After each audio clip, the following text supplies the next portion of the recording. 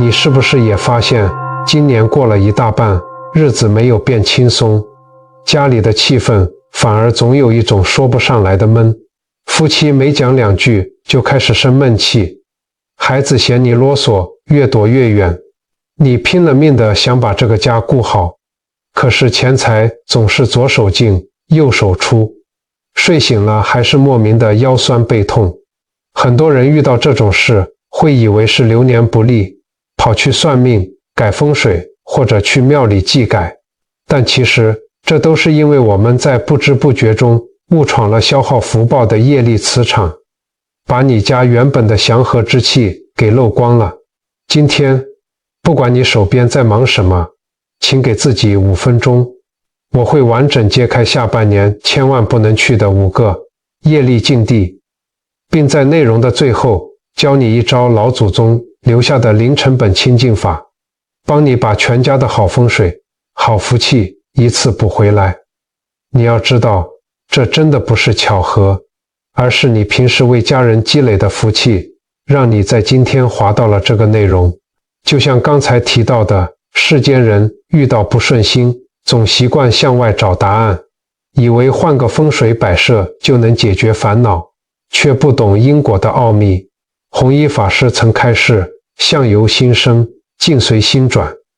这句话是什么意思呢？我用白话一点来说，你的心就像一台巨大的投影机，眼前的家庭矛盾、财务危机与身体病痛，往往是内心未察觉的贪、嗔、痴投射在现实中的影像。2026下半年，磁场剧烈变动，真正可怕的不是外在变化，而是人心浮躁与焦虑的共业。当你心神不宁，清净心与正能量就会变得脆弱，稍不注意元气就漏光了，还会被阴暗的磁场吸引。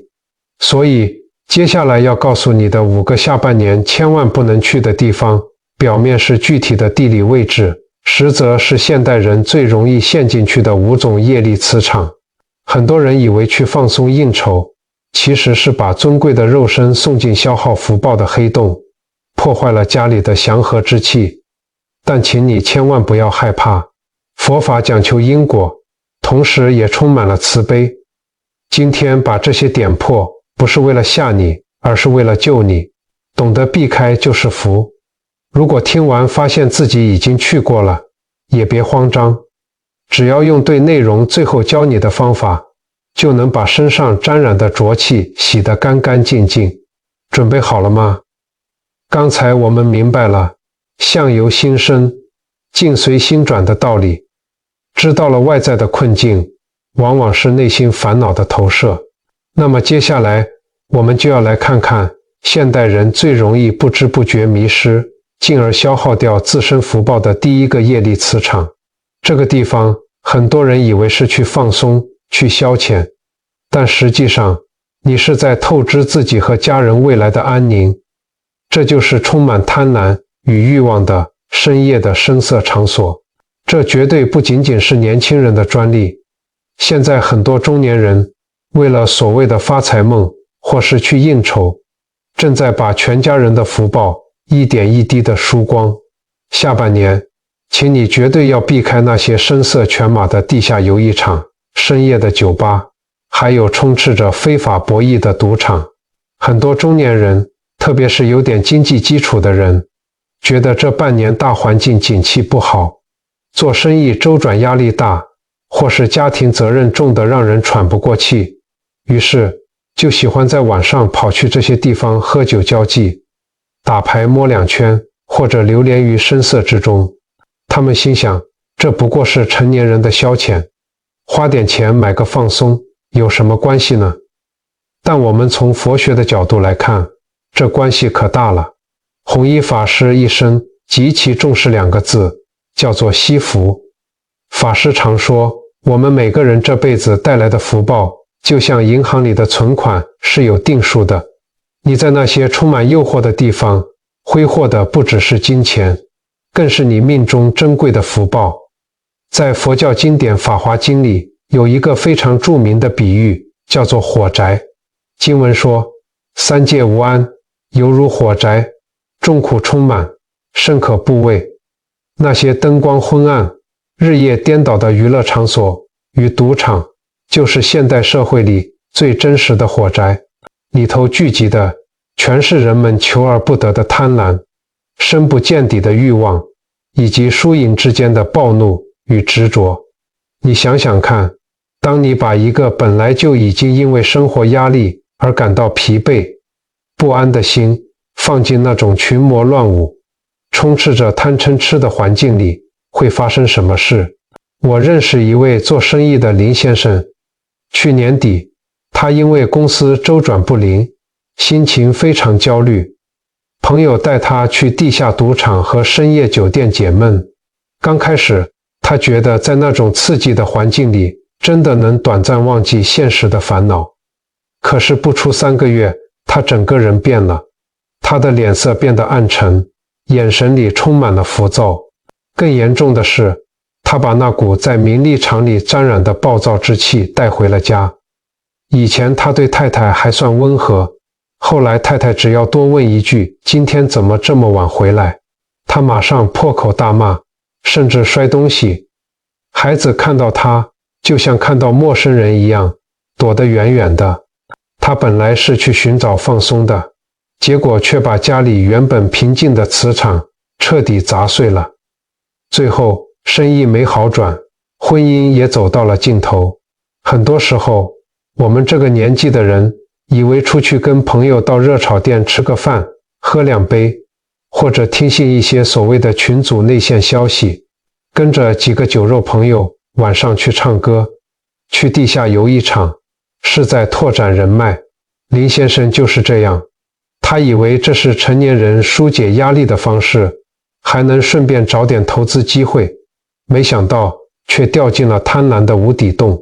每天晚上，他太太在家里炖着热汤等他，看着墙上的时钟滴答滴答响，心里充满了担忧与恐惧。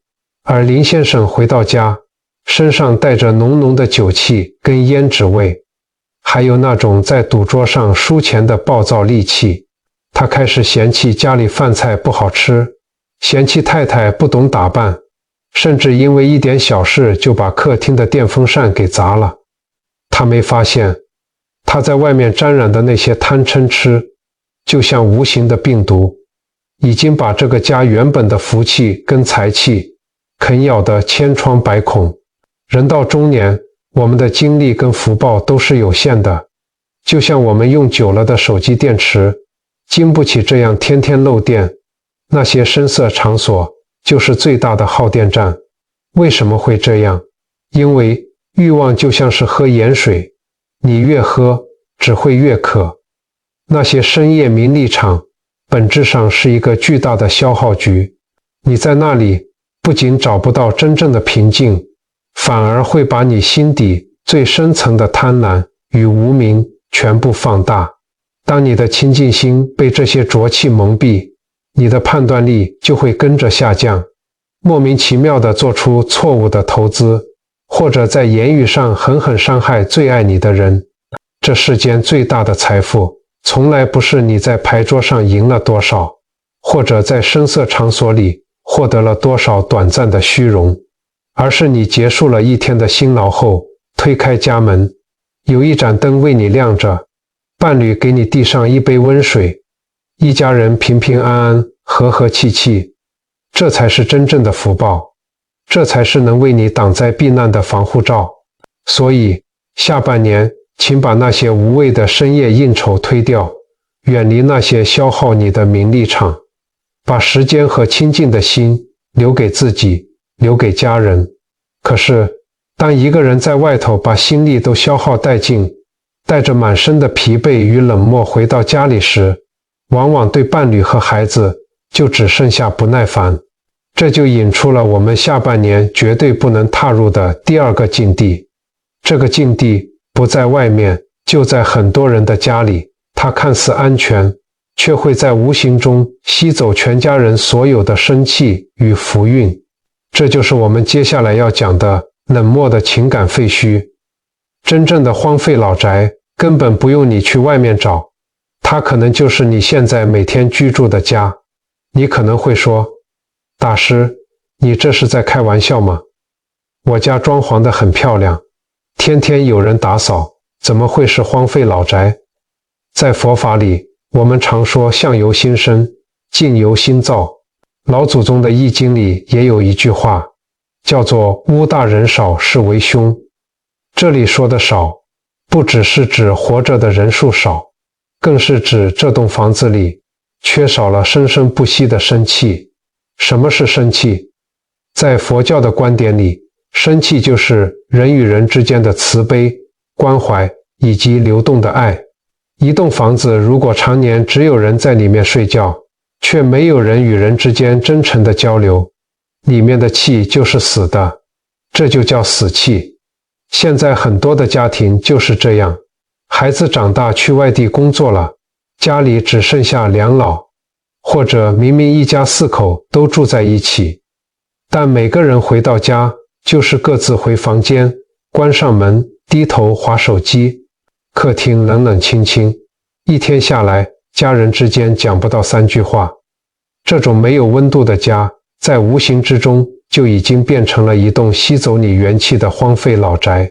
我分享一个真实的案例，有一位50多岁的陈大姐，常常跑来跟我抱怨，说她最近这半年，整个人无精打采，连续好几天睡不醒，去医院检查也查不出什么大毛病。其实这都是业障现前，家里气场生病的表现。我问他家里的情况，他说先生一回家就盯着电视，问他话也爱理不理。儿子把自己锁在房间打电动，连吃饭都要3催4请。他每天就像个机器人一样煮饭拖地。他觉得这个家像个冰窖，待在里面觉得心里特别空虚，特别累。我们来看看陈大姐的日常。她老伴几年前退休了，原本以为退休后可以享清福，结果2个人天天大眼瞪小眼。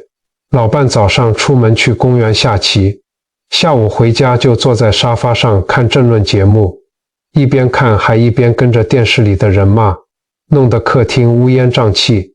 陈大姐自己呢，每天去黄昏市场买菜，跟老姐妹们抱怨媳妇不常带孙子回来，抱怨儿子过年包的红包变薄了，孩子们好不容易放长假回家一趟，结果一进门，气氛冷得像冰库。长辈一直碎碎念着隔壁老王买了新车，哪家女儿嫁得好。年轻人听了心烦，索性躲进房间打手游，吃饭时间到了觉也不出来。这种家没有一句温暖的问候，没有人关心对方今天膝盖痛不痛，晚上睡得好不好。每个人都活在自己的孤岛上，像同一个屋檐下的陌生人。你知道吗？家里的磁场是需要人气来养的。当一个家只剩下抱怨跟冷漠，原本保佑这个家的祥和之气也会离开。住在里面的人怎么会不觉得疲惫？那些莫名的酸痛跟不适，都是身体在抗议，告诉你这个家的磁场生病了。你发现了吗？当你走进那种死气沉沉、缺乏交流的空间时，里面的死气就会像海绵吸水一样，疯狂地抽走你身上的正能量。从佛学的角度来看，这是在快速消耗你们全家的福报。弘一法师出家前，深知世间缘分的难得，这辈子能成为一家人，那是多少次轮回才修来的缘分。真正的风水宝地，从来不是花大钱请大师看出来的，而是靠家里每一个人的柔和语与慈悲心慢慢养出来的。如果家里没有了爱，再豪华的房子也只不过是装着肉体的空壳。你想要下半年运势好，身体健康，你不需要去外面找什么名山大川吸收灵气，你只需要走出房门，去客厅陪老伴喝杯茶，去问问孩子今天过得好不好。当家里有了笑声，有了温度，这股生气就是你下半年最强大的护身符。能挡住外面一切的阴邪与煞气。然而，有些家庭虽然不是冷冷清清的废墟，却充满了另一种更可怕的东西。在这些家庭里，家人之间不是不讲话，而是只要一开口，就像刀子一样招招致命。这就来到了我们下半年绝对要避开的第3个境地。这个地方会把你辛苦积累的福运斩得连根都不剩。这就是怨气冲天的口业屠宰场。说到屠宰场，很多人马上想到的是菜市场里杀鸡宰羊的地方，或者是那种血水横流的海鲜大排档。没错，那些地方确实充满了生命在消逝前极度恐惧与愤怒的磁场。但你知道吗？世间最可怕的屠宰场其实不在外面，而在很多人的嘴里。我们常常说不要造口业，但在日常生活中，我们往往把最深沉的爱留给了家人，却也把最刻薄的言语刺向了他们。弘一法师在教导弟子时非常强调戒语。法师说，学问退步，皆缘用心不专；福报折损，皆缘轻言妄语。什么意思呢？就是你随口说出的一句伤人的话，都在折损你命里的福报。现在很多夫妻、父母明明每天在外面辛苦打拼，就是为了给家人过上好日子，结果一回到家，看到伴侣衣服没收，看到孩子功课没写，心里的火噌的一下就上来了。你怎么这么没用？讲几百遍了都听不懂。我每天在外面赚钱养家这么辛苦，你连这点小事都做不好，我娶你有什么用？很多长辈总觉得自己是刀子嘴豆腐心，出发点是为了对方好，但从佛学的角度来看，没有什么刀子嘴豆腐心。刀子嘴割出来的就是血淋淋的伤口。当你在家里破口大骂、摔门砸东西的时候，你散发出来的那股强烈的嗔恨心，跟屠宰场里那股充满怨恨的磁场，在业力上是一模一样的。我听过一个很痛心的现代案例，有一位做小生意的王太太，平时非常努力拜佛求平安，但她脾气很急，只要一不顺心，就对先生和女儿破口大骂，什么难听的话都说得出来。她总觉得自己是家里最辛苦的人，骂几句怎么了？结果呢，女儿高中一毕业，立刻填了最远的大学，几个月都不愿意回家一趟。先生也在这日复一日的言语凌迟中彻底封闭了自己，后来甚至在外头找了个愿意温柔听他说话的人。王太太崩溃了，跑去佛前哭诉，问菩萨为什么自己这么辛苦，却落得众叛亲离。菩萨没有惩罚他，是他自己把家变成了屠宰场。当一个空间里充满了责骂、抱怨与嗔恨，再好的风水也会被这股怨气给冲散。住在里面的人心神紧绷，运势怎么可能会好？王太太其实是个非常顾家的女人，每天天不亮就起来张罗一家大小的早餐，还要赶去菜市场帮忙摆摊。可是她的嘴巴真的太毒了，她看到先生帮忙洗碗没洗干净，不是说谢谢你帮忙，而是破口大骂，你眼睛瞎了吗？这么大的油渍没看到，我这辈子真是倒霉，嫁给你这个没用的东西。他看到女儿穿了件新衣服，明明心里觉得好看，嘴上却说，穿这什么破布，肚子那么大还敢穿这么紧，难怪交不到男朋友。他以为这是关心，是忠言逆耳，可是这些话听在家人耳朵里，就像是一把把生锈的刀，不只割伤了肉，还会引起内心的发炎。我们中老年人常常犯一个毛病，就是把对外人的客气跟修养，在进家门的那一刻全扔了。我们每天在群组里给亲戚朋友发早安，祝您平安喜乐的漂亮图片，转过头却对身边最亲密的老伴恶言相向。这种强烈的反差会让家里充满了怨念。佛经上说，一念嗔心起，百万障门开。你在家里发的一次脾气，骂的一句狠话，就把你这个月去庙里拜拜求来的福气全部烧得一干二净了。你要知道，言语是带有强烈能量的。我们学佛，第一步就是要学会好好说话。佛教里讲柔和语，这不是要你虚伪的讨好别人，而是教你用一颗包容、慈悲的心去理解家人的不完美。当你下班回到家，看到家里乱糟糟的，试着把那句快要脱口而出的责骂咽下去，深呼吸，告诉自己，这是我最爱的人，我不要用言语宰杀我们的感情。改口说一句，今天是不是很累？没关系，我们一起整理。就这么一句话的转念，你就是在为这个家积累无量的福报。下半年，请绝对不要踏入口业屠宰场，不要让嗔恨的毒火烧毁了你们家原本可以拥有的幸福与安宁。当我们学会了控制自己的嘴，停止了对伴侣和孩子的言语伤害，我们家里的磁场就已经开始慢慢清静下来了。但是这样还不够，如果你想要家运真正兴旺，我们还必须回过头看看我们生命最根本的源头。很多人四处拜佛求神，抱怨自己运气差，赚不到钱，却不知道他们早就亲手切断了自己最大的福报来源，甚至把自己的根浸泡在充满怨气与毒素的水里。这就是我们下半年要避开的第4个境地，切断根源的不孝毒海。在原本的风水概念里，有一种绝对不能去的地方，叫做污染严重的工业死角或是垃圾填埋场。从物理上来说，那些地方的环境已经彻底变质，充满浊气，你呼吸进去就是在破坏你的健康。但我们把这个概念拉回到心灵与业力的层面来看，这个恶土与毒水其实指的就是我们对待父母的态度。佛经上说，父母是世间最大的福田。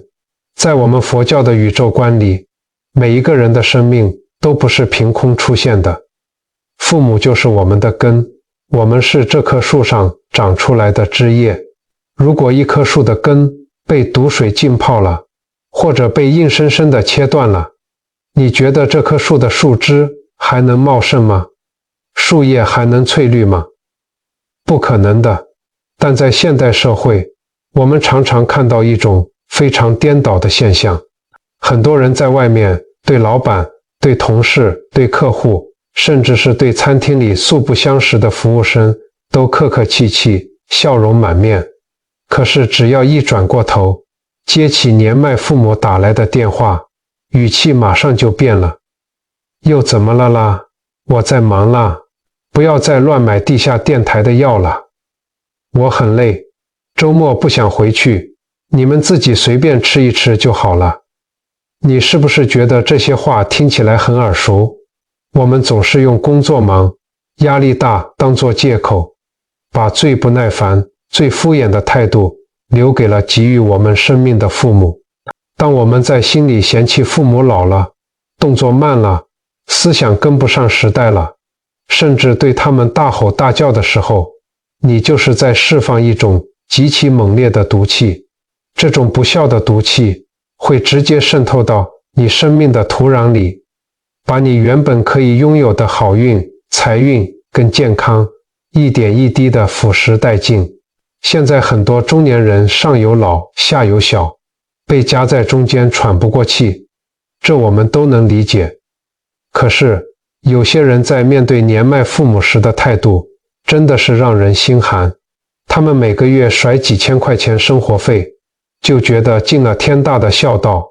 过年过节打个电话说句要加班不回去了，却在群组里发自己去外地吃大餐的照片，乡下的老母亲眼睛都快看不见了，还天天坐在门口望着马路，就盼着儿子的车子能出现。老父亲膝盖退化，走路一拐一拐，连去巷口买个便当都困难。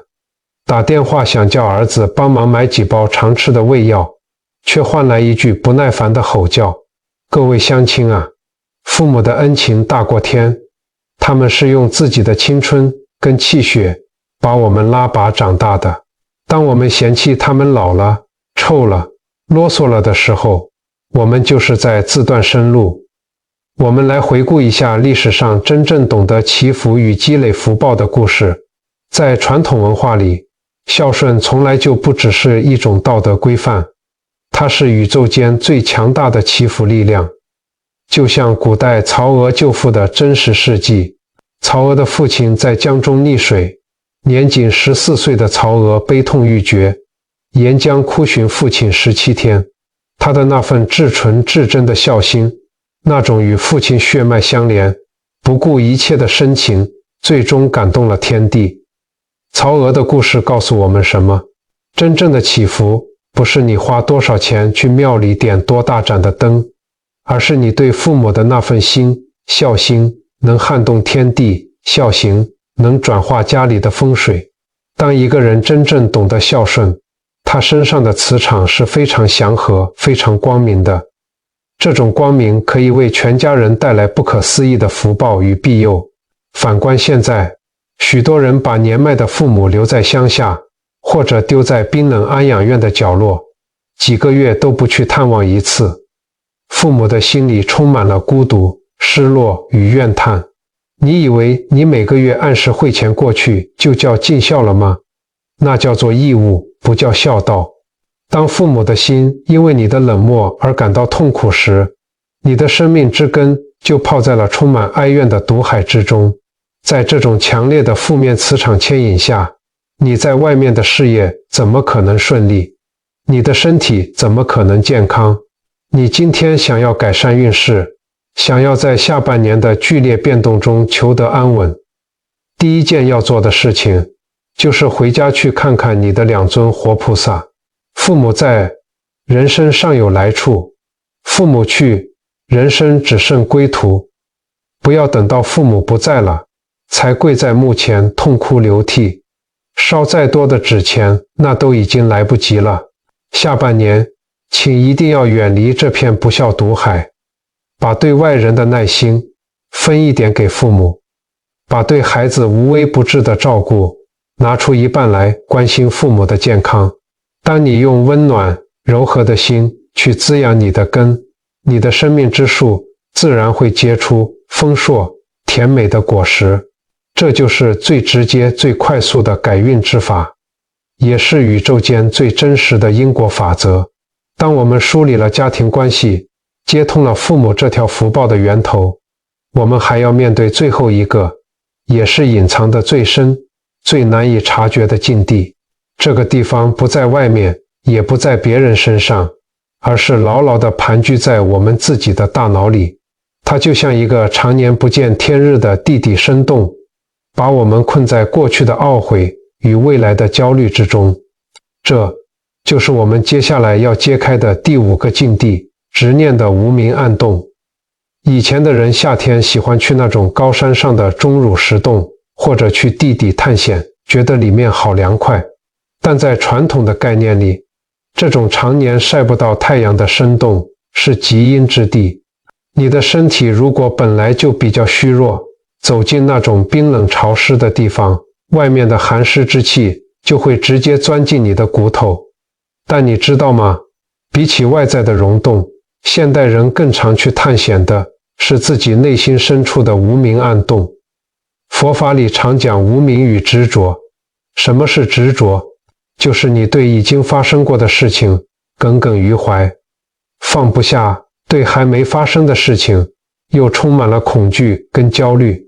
我见过很多30多岁、40多岁的朋友，明明现在的生活还过得去，但他每天晚上躺在床上，脑子里想的全是10年前那个人怎么可以这样对我？当初如果我买了那栋房子，现在早就发财了。万一我明年失业了怎么办？孩子学费缴不出来怎么办？这就是在自己心里挖了一个深不见底的黑洞。你每天把你的心神、你的注意力丢进这个黑洞里去，反复咀嚼那些负面的情绪。这在佛教里叫做内耗。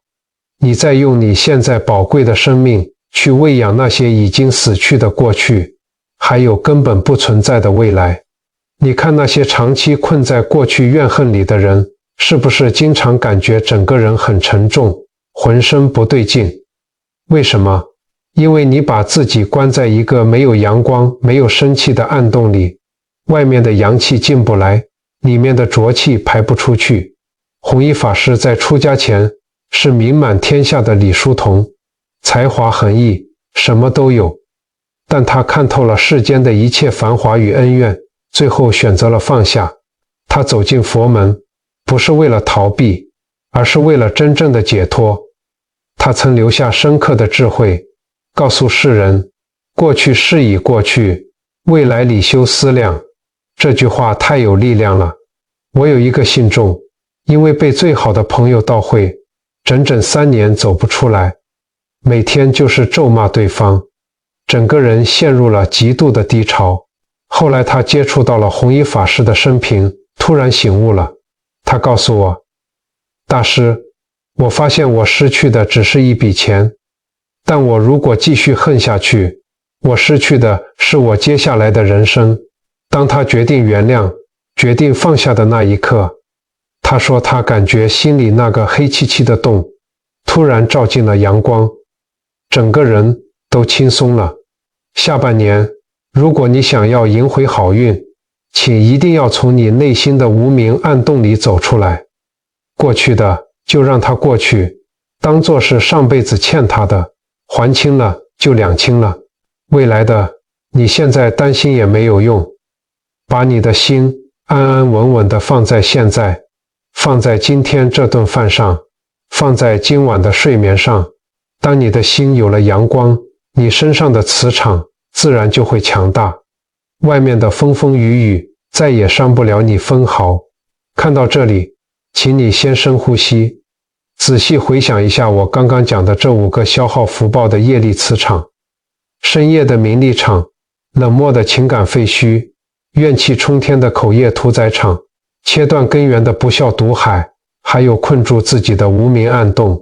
如果你发现，糟糕，过去这半年我已经不知不觉陷入了这些地方，现在觉得身体很沉重，家里气氛很差，怎么办？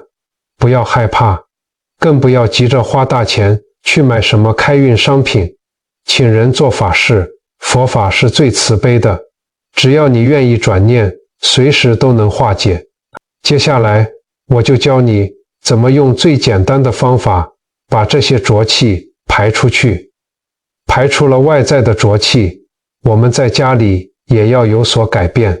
从今天开始，这3个每天都能做的微小行动，能帮你赢回下半年的好运。这个化解的方法不用你花1毛钱。常言道，万物皆有裂痕，那是光照进来的地方。如果你觉得最近运气不好，整个人昏昏沉沉，甚至常常觉得虚弱疲惫，请你挑一个大晴天，在中午11点到1点之间，走到阳台或院子里，让你的背对着太阳。背部是我们吸收天地正气的关键，晒背就是在补充最纯粹的阳气。